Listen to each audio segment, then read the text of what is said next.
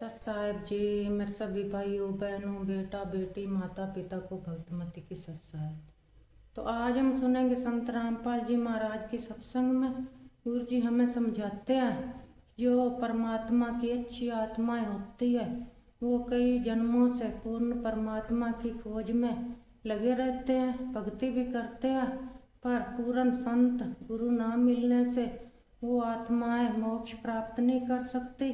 तो फिर मानव जन्म में आकर के उनको परमात्मा संत रूप में मिलते हैं, तो उनको सच्चा भक्ति मार्ग बताकर सच्चे मंत्र जाप करने के लिए देते हैं और फिर उनको इस धरती पर भी सुख होते हैं और मोक्ष भी मिलता है। तो सुनते हैं सभी भाई बहन बेटा बेटी माता पिता मिलजुल के सत्संग संत रामपाल जी महाराज की सत साहेब जी।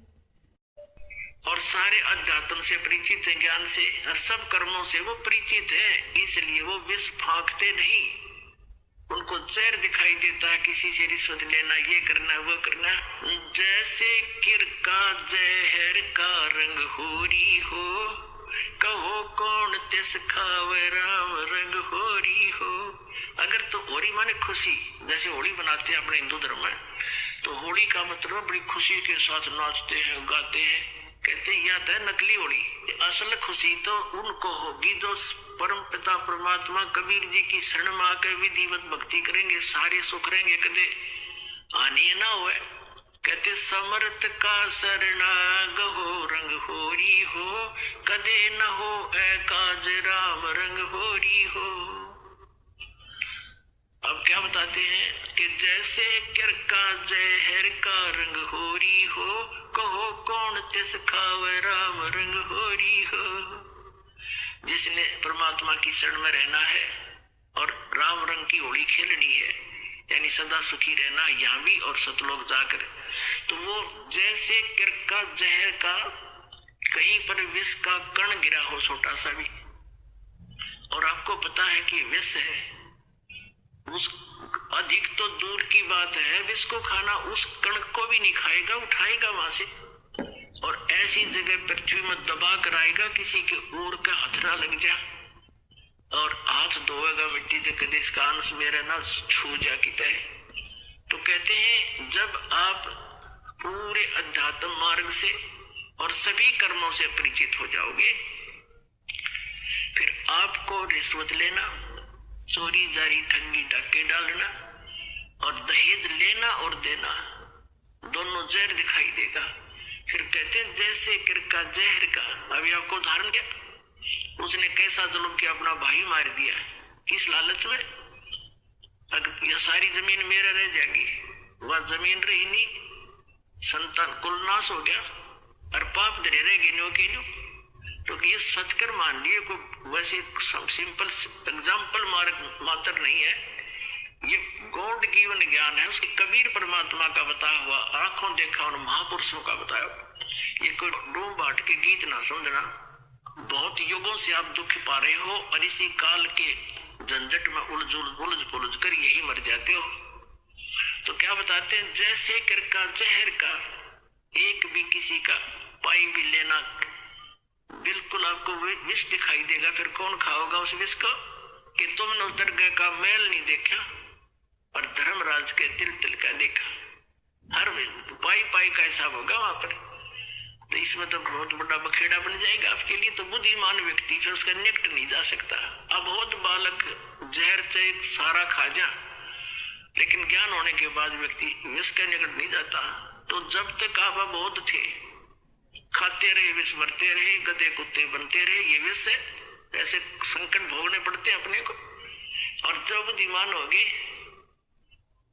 वो तो इसका निकट भी ना आते। जैसे भक्ति के मार्ग में बहुत ही सीमित सामान लेकर चलना चाहिए। ये परमात्मा स्वयं आकर के भक्ति दृढ़ करते हैं कबीर परमेश्वर जी। एक समय ये कहीं प्रकट हो गए थे, वहां रह रहे थे एक संत रूप में। उनके शिष्य हुए एक रंग का, एक बंका, एक उनकी लड़की थी, उसका नाम था वंका। और उसी समय उन्हीं के पैरल हुए श्री नामदेव जी, जो छिपा जाति में उनका जन्म था, बड़े महापुरुष हुए। तो पुण्यात्माओं, जैसे हम अन्य संतों के चमत्कार देखकर उनसे हुई कुछ आध्यात्मिक लीलाओं को देखकर हम उनको परम संत मानकर वहीं तक सीमित हो गए, फिर उनकी समाधि पूजन लाएंगे यादगारों को। अब वो संत बचपन से ऐसे लीला होती थी उनसे, और उनके इतिहास में लिखा है कि छोटे ही बचपन में से ही उनके ऐसे ऐसे भगवान की तरफ से बहुत से उनके बेनिफिट मिले। तो वो पिछले जन्म के पुण्यकर्मी प्राणी थे, पार हुए नहीं वो, फिर दोबारा आगे जन्म लेकर। तो उनकी बचपन से ही वो भक्ति की जो चमत्कार थी, वो चिंगारियां फट रही थी। कुछ दिन में डिस्चार्ज हो जाते, खत्म हो जाती है, कुछ दिनों के बाद फिर वो चले जाते ऐसे अपना कर्म बिगाड़ कर। उन्हीं में से ये एक नामदेव जी थे। बचपन से ही उनकी पिछले संस्कारों से, पुण्यों से बहुत से ऐसे लाभ हुए। एक बार विठल भगवान की पूजा करते हैं महाराष्ट्र के अंदर, तो विठल भगवान की मूर्ति बना रखी होती है। विष्णु है विठल, वैसे विष्णु को विठल मानते हैं, विठल विष्णु जी के अवतार थे। उनकी मूर्ति बनाकर पूजा करते हैं, उनको भोग लगाते हैं और पीछे आप पूजन करते हैं। तो एक बार नामदेव जी के छोटे से थे, उनके पिता ने कहा, बेटा हमने कहीं बाहर जाना है, कई दिन माना पड़ेगा, तुम भगवान को भोग लगाना ठाकुर जी को, और पीछे दूध पीना। पहले भगवान को भोग लगाना ठाकुर जी को, विठल जी को, और फिर पीछे ग्रहण करना, अन्यथा पाप लगेगा। बच्चे का बहुत जल्दी असर होता है इन बातों का। माता पिता चले गए, पहले से पैदल जाते थे, पैदल आते थे, 3 दिन जाने में, 1 दिन वहां रुक के 3 दिन आने में लग गए। जैसे भी 1 हफ्ते में आए। अगले दिन नामदेव जी ने नहा धोकर दूध का कटोरा भर के और विठल भगवान की मूर्ति का आगे रख के, जैसे माता पिता करते थे, पर्दा लगा के खड़ा हो गया, भगवान भोग लगा लो, भगवान भोग लगा लो। थोड़ी देर में पर्दा उठाया, जो का जो रखा कटोरा, नहीं दूध लगाया, नहीं पिया। अब उसके माता पिता क्या करते थे कि कटोरा रख के ऐसे करते थे, विठल भगवान दूध पी लो, पर्दा लगा देते थे। एक आलीसी में मूर्ति रखी थी, उसका पर्दा ला रखा था, और थोड़ी देर में उठा के अपने आप सारे दूध में मिला के और पी लेते थे। और बच्चे को इन्हें पता नहीं था कि विठल जी दूध ना पीते, उन्हें सोचेगा जी घूंट भर लेते होंगे भगवान, तभी माता पिता लाते हैं। उन्हें देखा भगवान ने तो दूध ना पिया, उस दिन भी फिर खुद भी रोटी ना खाई। भगवान आप भोग नहीं लगाओगे तो मैं भी नहीं खाऊंगा, आदेश है मेरे पिताजी का। अगले दिन फिर रख दिया दूसरा भर के, उस दिन भी ना पिया, रोटी नामदेव जी ने भी नहीं खाई। अब तीसरा दिन निकला, बालक मरण हो गया। अब उस समर्थ परमात्मा, यानी उसके पिछले पुण्यों से ऐसी लीला होती है। आए दाता उस विठल वाली मूर्ति का आगे बैठिए, छोटे से बड़े के। नामदेव ने कहा, भगवान जब तक भोग नहीं लगा लोगे तेरा दास टूक ना तोड़े, मरूं चाहे जीऊंगा, बेशक मर जाऊं। तभी आस्था देखी भगत की, भगवान ना आके और दूध पी गया, चढ़ पूरा कटोरा पी गए। रामदेव कूदता फिरे, आज राजी हुए मेरे भगवान। नामदेव जी की खुशी का ठिकाना नहीं, आप भी दूध पिया, छक्कर रोटी खाई, प्रसन्न हो गए मेरे भगवान, मेरे से कुछ रोटी बन गई थी। अब रोज पीवे, रोज दत्ते दूध सामने पीवे गट गट, और फिर मूर्ति सी दिखे। उनके माता पिता आए, उन्हें चिंता थी, बालक है कहीं भगवान को भोग ना लगाया। वो नाते पूछा, बेटा क्या विठल जी को भोग लगाया था? माता जी ऐसा बना, 3 दिन तो इन्होंने कुछ नहीं खाया पिया, और मैंने भी नहीं खाया पिया। क्या करा कि मैं दूध रखूं, भगवान ने ग्रहण नहीं किया। मैंने सोचा आपकी याद में दुखी हो रहे होंगे, परमात्मा नहीं पिया होगा, और या मुझसे कोई त्रुटि होगी। तो तीसरे दिन भगवान ने, तीसरे चौथे दिन जैसा भी भगवान ने दूध पिया, नहीं पहले भोग नहीं लगाया 3-4 दिन, और मैंने भी खाना नहीं खाया, मरने को हो गया था। अब बच्चे के मुंह की तरफ देख रहे वो माता पिता, ये क्या बोल रहा है, क्या कैसे भोग लगाया बेटा तेने, कि भगवान को भोग रखो। 3 दिन तो इन्होंने पिया नहीं, चौथे दिन पी लिया दूध, सचमुच। हाँ, उन्हें सोची लड़का बकवाद करे है, इसने कोई भोग भाग नहीं लाया, क्यों मालूम था दूध पीता नहीं, मूर्ति पत्थर का दूध पिया करे। वो तो मुंह कर लागे छीटा फिर उठा लाया करते थे। उन्हें सोची बकवाद कर रहा है कितना भोग भाग नहीं ला खेलता रहा बालकों में। बोला साची बता ना तेने घड़ेंगे हम, झूठ बोले तू तो भोग नहीं लगा। भगवान पत्थर थोड़ा मूर्ति थोड़ा दूध पीती है। अग्नि नहीं दूध पिया, मेरे सामने पिया। उठकर और पक्की दचकी झूठ बोला सारी उल्ट का। तो बोले भाई तो झूठा गणा हो गया नामदेव, पर हम तेरे से बात नहीं करते। तुम तो भोग लगा नहीं हमारे भगवान को। वो कहने लगी हमारे सामने लगा के दिखा कैसे दूध पिया। उन्हें प्रतिदिन जैसा करता था, पूरी रूटीन से धोया, कटोरा दूध का भरा और रख दिया। हे भगवान मेरे माता पिता के विश्वास नहीं रहता था, भोग लगाओ। उसी समय मूर्ति से हाथ से निकले नू कचिया कचिया और पकड़ कर उनके सामने माता पिता के सामने गट गट दूध पी गया।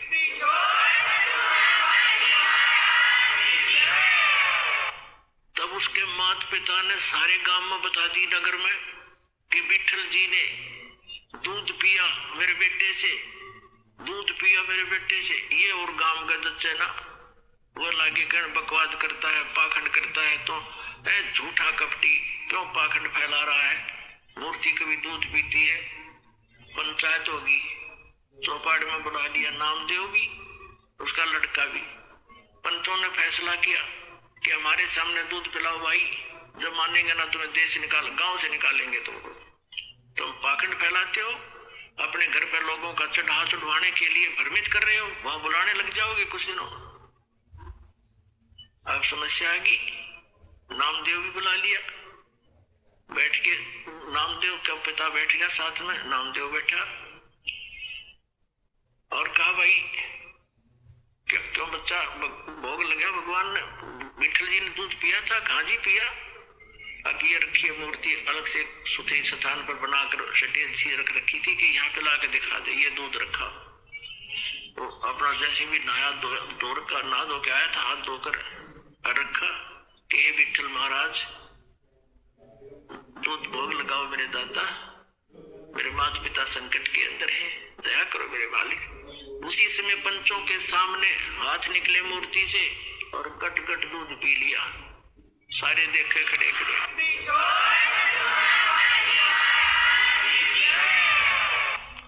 अब इस चमत्कार को देखकर नामदेव जी की इतनी महिमा होगी, आसपास के क्षेत्र में पूज्य होगी। और ये अब वो क्या करते थे, कुछ थोड़े से बड़े हुए किसी से नाम लिया, ओम नाम का जाप करते थे। फिर परमात्मा मिलते हैं आकर ऐसी पुण्य आत्माओं को, जैसे उनका विधान है, नेक आत्माओं को मिलते हैं, अच्छी आत्माओं को मिलते हैं, दृढ़ भक्तों को। तो कबीर साहब उनसे मिले, ज्ञान दिया कि ऐसे ऐसे भाई ओम नाम का जाप तो कर रहे हो गुरु से लेकर के, ये तो ऐसे ऐसे सारी सतिथि बता दी। फिर इससे आगे एक और मंत्र है जो दास देगा और उससे मोक्ष हो गए। असंग जन्म हो गए, जन्मते मरते। और ये छोटे मोटे जो लीला हुई है ना, ये तेरे पिछले पुण्यों से हुई है। आगे चार्जर ठीक नहीं है, पीछे बैटरी चार्ज थी तब तक यह काम कर रही है। सारा समझाया उनको जैसे भी उस भाषा में। तो विठल नामदेव जी ने नाम ले लिया किससे, उस संत से जो स्वयं मालिका कर रहे, गुप्त रूप से रहा करते थे। अब नाम भी ले लेते हम, लेकिन वो पुरानी जो साधनाएं हैं, जो क्रियाएं मन में समारी है, वो भी साथ करते रहते। एक दिन नामदेव जी क्योंकि छिपा जाति में थे और ब्राह्मण लोग अन्य जाति वालों को भगवान की आरती में निकट नहीं जाने देते थे, दूर खड़ा रखते थे। वो आरती जहां करते थे विठल जी की, ब्राह्मण वर्ग ही रहते थे, वहां उसको क्षेत्र था। एक दिन नामदेव जी जा रहे थे, आरती मंदिर में हो रही थी। इतने आत्म विभोर हो गए, पंडित जी तो ऐसे वो घंटियां बजा रहे थे और नामदेव जी ने जूते निकाल लिए दोनों अपने और जूतों को लगे बजाने। और बजाते बजाते उन पंडिता के बीच में पहुंच गया, जैसे मंदिर की दर्शन करने के लिए मूर्ति के निकट पंडिता के बीच में घुस गया। उन्हें देखा कि कौन आ गया, छोटी जाति का, हाथ में जूते ले रहा, पकड़ के बाजू से और मंदिर के पीछे पटक दिया जाकर। इसने आरती बाधा कर दी। कहते हैं भगवान कबीर साहब ने उस मंदिर का मुंह फेर दिया नामदेव की तरफ।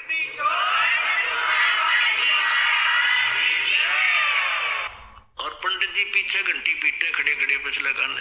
तो नामदेव जी उठकर आगे। अगले दिन वो उनसे मिला, अपने गुरु बहनों से, भाई से, रंका, बंका और वंका। तो घर पे पहुंचा, वहां आते जाते रहते थे। घर पे गया तो अकेली लड़की थी वंका, माता पिता कहीं बाहर गए हुए थे। वो लड़की कुछ पट्टी तैयार करे थी, जैसे किसी का चोट लाग जाए उसका, जैसा भी देसी इलाज, कोई कूट छेद के जड़ी बूटी। नामदेव जी ने पूछा, बहन किसको क्या हो गया, क्या बना रही हो? अपने आत्मा भगत जो होते हैं वो भगत वाली भाषा बोला करते हैं। और लड़की बोली, भाई नामदेव तू चल रहा है बनमुखी, अपने हिसाब से चलता है भाई, तू आगा पीछा नहीं देखता। तेने क्या जरूरत थी मंदिर पंडितों के बीच में जाकर खसण की? गुरु जी की बेइज्जती कराना चाहा था तू। जब तेरी बेइज्जती देखी नहीं गुरु जी पे, और गुरुदेव ने जो तेरा मंदिर घुमाया है ना, उसके कारण गुरुदेव का चोट लग गई हाथ पे, और उसके लिए पट्टी तैयार करो। नामदेव कुछ सोच ले भाई, ना दुखी करा करे। नामदेव ने सोचा, गुरु जी दिखे भी कोई ना वहां पर, और मंदिर घूम गया, उसने प्रेम हो गया था कि मेरी भक्ति ने कर दिया यूं काम। उसकी फड़क निकालनी थी, वो भ्रम निवारण करना था दाता। अब उसने सोचा, बहन सचमुच एक और मैं बालक हूँ, मूर्ख हूँ, पट्टी ले जा रही हूँ, चाल मेरे साथ। वो दोनों गए। गुरु जी का चोट लाग गया थलिया पे, और लड़की ने मैलम लाकर पट्टी बांधी, चरना में पड़ गया, रोन लग गया। मैं बोला, भगवान मेरे से गलती होगी, माफ कर दो, आगे से ऐसी गलती नहीं करूंगा। बोला, कहा बेटा, जो मैंने मार्ग बता रखा, वो मंदिर में टिंडे लेने गया था, तो जो भक्ति मैंने बता रखी, इस विधि से तेरा कल्याण होगा, वहां किस लिए गया था? तुम मानते हो नहीं, मनमुखी चलते हो, इसलिए मार खाते हो। तो उसके बाद उसकी वह दृढ़ता बढ़ गई, सचमुच। लेकिन वो तो मालिक थे,